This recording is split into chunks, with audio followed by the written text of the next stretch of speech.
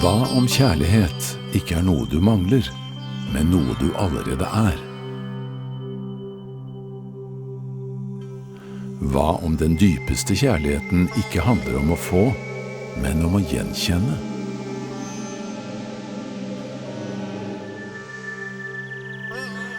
Kjærlighetens yoga, fruktene av selvkunnskap, er en reise inn til det du allerede er.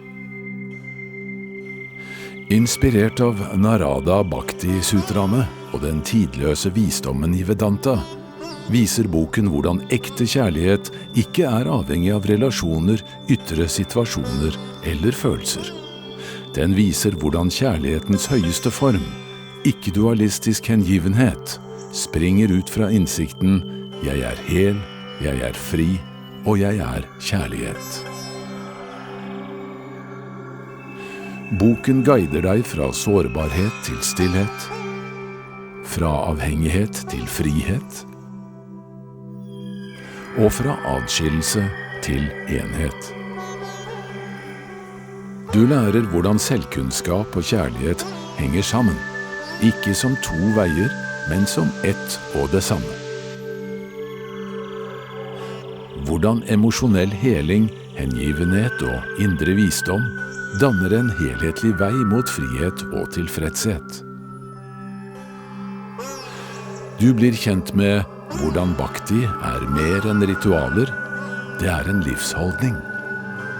Hvordan kjærlighet kan vokse gjennom innsikt, ikke bare erfaring. Hvordan hengivenhet kan lede til en fred som er uavhengig av omstendigheter. Og kanskje viktigst, du får se hvordan kjærlighetens vei ikke krever at du blir noe mer, men at du gjenkjenner det du allerede er. Denne boken er for deg som søker noe mer varig enn inspirasjon. Du søker transformasjon. Du som vil forstå deg selv dypere, elske klarere og leve sannere. Kjærlighetens yoga er ikke bare en bok. Det er en vei tilbake til din iboende verdighet.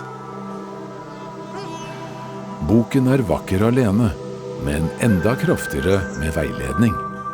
Å lære Vedanta krever ikke at du tror, bare at du er villig til å lytte. Sammen med en kvalifisert veileder blir teksten levende og relevant, en støtte i din egen hverdag. Skaff deg boken nå.